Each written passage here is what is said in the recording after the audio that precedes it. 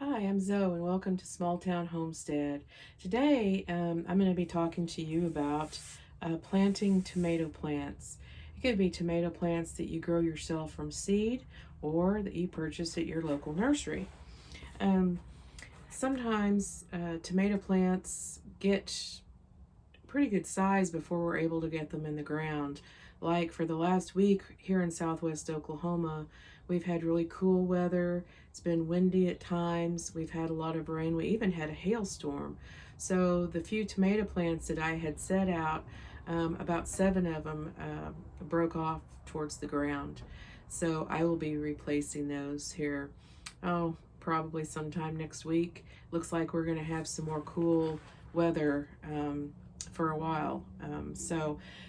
We just never know. You never know in spring what the weather's going to be like. Sometimes we're lucky and we do have tomato plants to set out that are just the right size, but sometimes they can get a little large on us. And my issue with my tomato plants this year is that I used the wrong potting soil when I transplanted them, because you see, tomato plants don't need a lot of nitrogen. When you give them a potting soil or a fertilizer that has a lot of nitrogen in it, it makes the plant grow and grow, and sometimes it becomes kind of spindly, and which means that it won't hold up to the weather conditions outside, especially if you live somewhere that is windy like southwest Oklahoma. So that happened to me with some of my tomato plants, and when I realized what was going on, um, I kind of cut way back on that particular potting soil. Back about 30 years ago, when I was growing lots of plants for my garden in the country, um, we didn't have potting soil back then that had Miracle Grow already added into the soil. I remember mixing my own potting soil using just regular old plain potting soil, peat moss, and vermiculite, kind of doing equal parts of all three. And then, as I felt like my plants needed a little fertilizer, I would fertilize them until I got them set out in the garden. And then, every so often, I would go out and give them some fertilizer. But even at that time, the Miracle Grow that I was using was just the regular Miracle Grow, because the Miracle Grow for tomatoes hadn't come along at that time. So now, what I'm doing is I'm mixing just some regular old potting soil with some peat moss and some vermiculite, and adding in some bone meal, because tomato plants and pepper plants need phosphorus and calcium, and bone meal is high in phosphorus. Um, it helps the plants develop a strong root system, and just makes them healthier plants all the way around. So today I want to show you how to plant some of these plants that get out of our that just get out of hand, because I have several that have, um, and you can plant your plants in pots. If you don't have a place to have a garden, or you don't feel like getting out and digging a garden, um, you can always use large flower pots for your tomatoes and your peppers, and that's fine, as long as the pot is large enough to where the root system can really grow and develop well. That is great. I'm using this little pot today as an example of how I would plant the tomato plant in the ground if it were really tall, because this pot is kind of long, but I wouldn't normally use these pots just because of the for tomatoes, just because of the fact that they're really not very deep. So I'm going to be planting this celebrity tomato plant in there today, and as you can see, it's kind of bent over. That's kind of how it grew, and I think it's because it was facing the sun um, too long, and I should have turned it. That's what my guess is, anyway. So when you plant a tomato plant, whether you need to dig down deep in the soil, sometimes you can do that. If you live somewhere where you have nice, rich soil that's really nice and loose, you wouldn't have to plant this plant sideways. You could take these bottom leaves off and just plant it deep in the ground. But where I live, I'm not that lucky. My soil is really heavy clay soil. So what I would do is just take it out of this little pot here. And as you can see, it has a pretty good root system on it. It's not root bound or anything. And I would just start taking off these bottom leaves.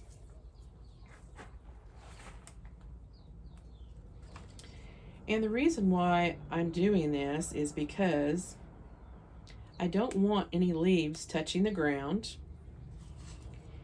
and you don't want to bury them. You just want the stem to bury. And if you see that stem up close, I don't know how well you can see, but it's kind of got like little hair looking things on it, okay? And wherever those are is a place where roots can develop. So when you lay it down in your soil, you're just going to have the top part of your plant sticking up. Now, if you have a huge pot, well, there are a lot of pots that are long and deep. You can use those if you have a plant that's really tall. Or you can dig a hole in your garden that's long to plant your plant in. I did that with some of my plants before the windstorm and the cool weather came in, and some of them are doing okay. They're not great, but then some of them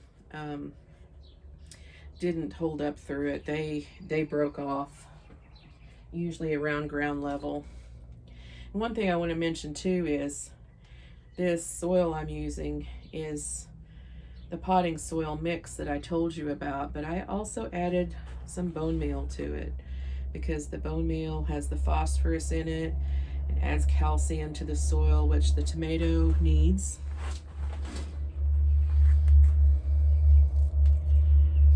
Okay. If you get some bone meal, you need to know this about bone meal. As soon as you open that bag, it's like dust. It just flies everywhere. And so before you even open a bag of bone meal, you need to make sure you're wearing a mask so you don't breathe all that dust in. You also need to make sure you're in a place that's well ventilated. Doing it outside is really the best. Maybe not really in a windy area, but at least you're outside so that the dust will kind of disperse away from you. But make sure you're wearing that mask because you really don't want to breathe that in. It's not good for you, not good for your lungs, that sort of thing. But it's good for the plants. So once you get your plant in the ground or in your pot, then all you have to do is water it in. Keep in mind that when you're watering plants, you don't ever want to give them too much water because overwatering them can hurt them just like underwatering can hurt them. Something else to remember is you want to make sure you don't have any leaves on your plant that are touching the ground. You don't ever want your leaves of your tomato plants to get wet. It's not good. Now, of course, if it rains, they're going to get wet, but you can't help that. But when you're watering your tomato plants, sprinklers are not a good thing to use. You really need to have some soaker hoses or some kind of drip irrigation system set up for them because it's not good at all for the plants to get wet. And I've done sprinklers a lot in the past. I have, but I know it wasn't good for my plants. It was just what I had at the time. Tomato plants also need at least 6 hours of sunlight a day. They can take a lot more sun than pepper plants can. But as long as you're keeping an eye on them, making sure you don't have any pests crawling around on them like the tomato hornworm, and there's aphids, there's all kinds of things that could go after a tomato plant. And also you want to make sure that they don't get any kind of mildew on their leaves. That's why when you plant a tomato plant, you want to keep pruning those bottom leaves off the stem for quite a ways to keep good air circulation going through so that they don't have a problem with mildew or those sorts of things. And you also want to think about what kind of support you're going to have for your tomato plants, because tomato plants are vines. They're going to climb up on something, and if they don't have anything to climb up on, they're going to spread out over the ground.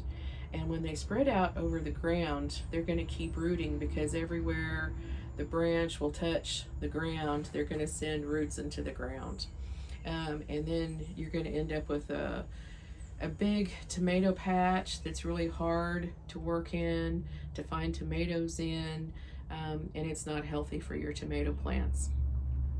So some people really like tomato cages, and there's some tomato cages that are great.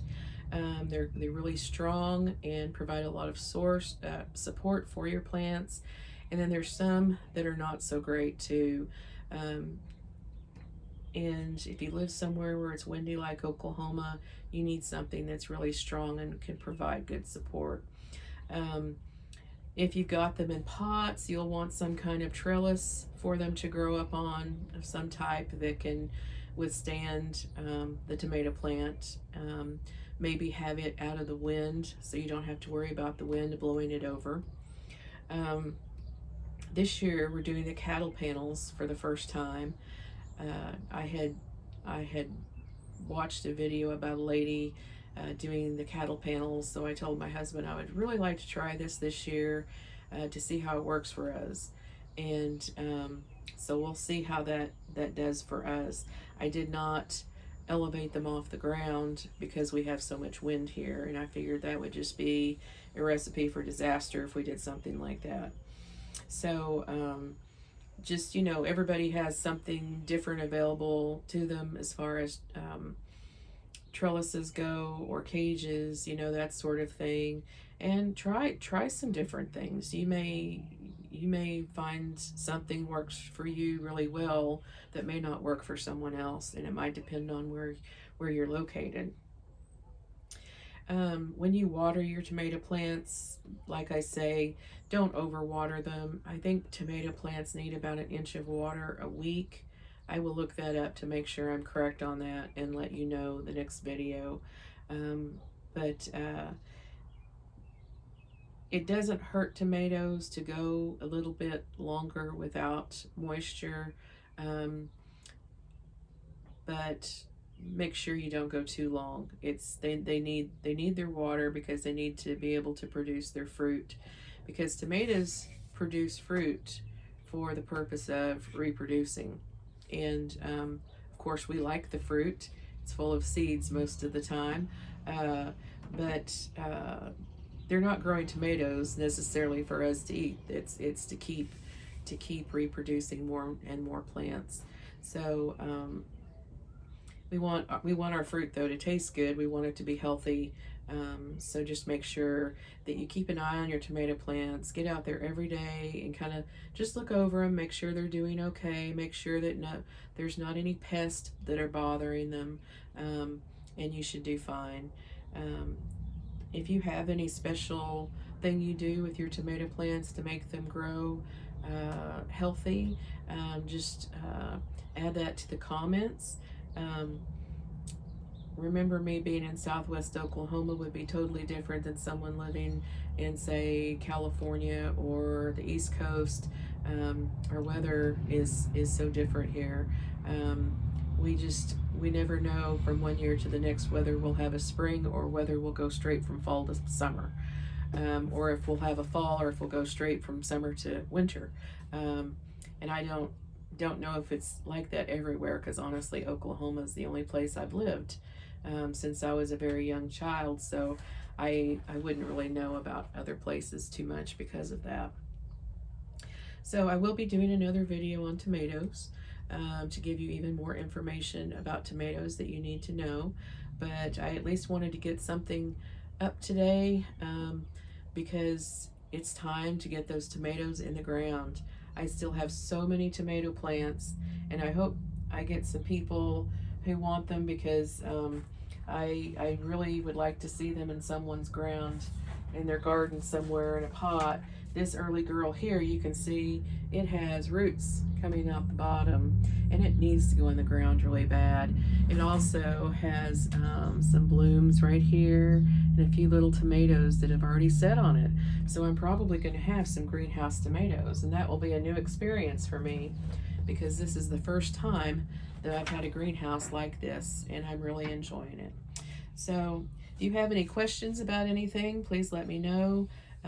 Fill it out in the comments, and I'll try to get back to you as soon as I can. I'm also a school teacher, and I teach in the evenings this year. I decided to stay home because of the COVID virus, and at the time my mother was very ill. So I didn't want to bring home anything to her, even if I didn't get it myself. I sure didn't want her to get it. So next year I'll be going back to days, and I'm looking forward to being back with the kids and teaching them about cooking and gardening again. So I hope you all have a good day, and I'll see you soon. Bye.